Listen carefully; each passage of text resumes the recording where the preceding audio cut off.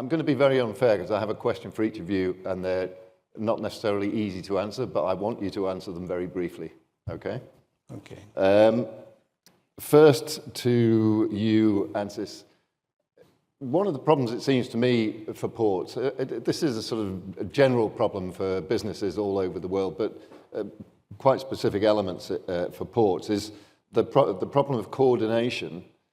You need to invest for the long term. You need to be making changes now that are going to determine how business is done in your ports for years to come. But you don't know what the conditions are going to be. For example, what fuels should you be building for? You know, it's all very well to discuss that we may have different kinds of fuels in the future, but you need to build. You need to provide facilities so that ships can pull up and refuel. How do you undertake that coordination problem at a time like this when there's so much change in the air? Yeah, I would say it's not an answer to the question, because I would say it's also a million-dollar question in a way. You're absolutely right. In ports, most of the infrastructure we are building, it's for very long term. So also if you look from the return on investment, so our calculations are normally 30, sometimes 50 years ahead. Otherwise, I mean, it's not economically feasible. And of course, that means it's a bit of intellectual guessing. You're absolutely right.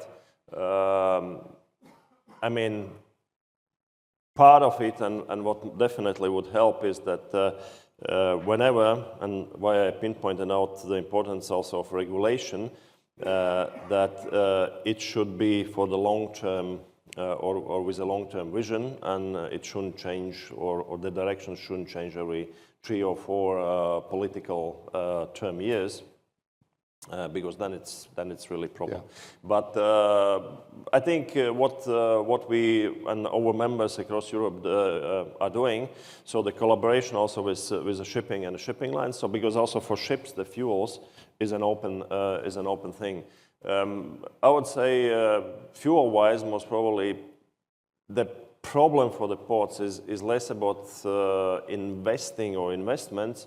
But I would say the bigger challenge will be a space, because that's I didn't mention, but I think that's one of the important ones, because what we need to assume and to take as a fact that in order to make something new, you need more space. So that means that current or existing logistic activities will stay there as well. But on other hand, so you need to make also like new fuel infrastructure. You need for developing new energies. It's not just about the bunkering or storage, but it's also about the making, offshore, for instance, offshore wind. Yeah. In order to build those, in order to marshal them. So you need space, and that's again goes sometimes it goes into opposite direction what environmental people are saying. So okay, we want to less transform the environment in the ports. So and I think there we need a good balance, also understanding those challenges and goals what we want to reach. Thank you. Okay, thanks very much. Apostolos, for you,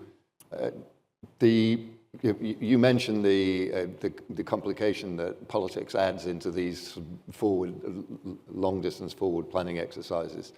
The International Maritime Organization is trying to build a framework for net zero into the long term. It's become very, very political. Greece has had its position, which feels as if it's shifting a little bit. What would you like to see come out of that? What do you expect to see come out of that? I think that we have to discuss a lot of things, and as we all mentioned, we are facing a lot of challenges, and of course the geopolitical issues are very crucial, and we have to be careful of what we are doing.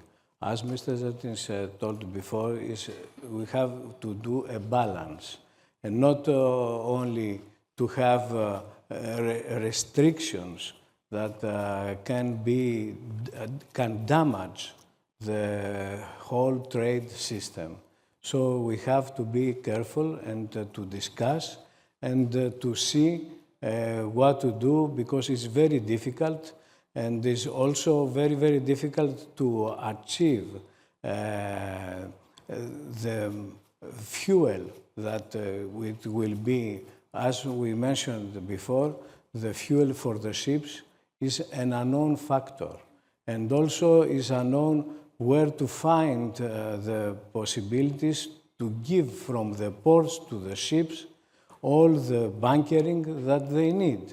We have to construct new installations and to do many things which are not very easy, and also it's not very easy to convince the societies, because the ports are very close to the cities, to adopt all these crucial installations that we have to build. So we have to go forward, but step by step. Okay.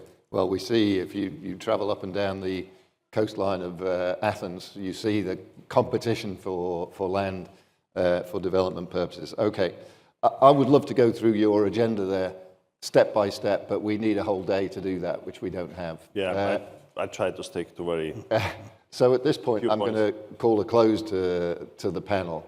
But I'd like to thank you both for your input. Please join me in thanking the panel. Thank you.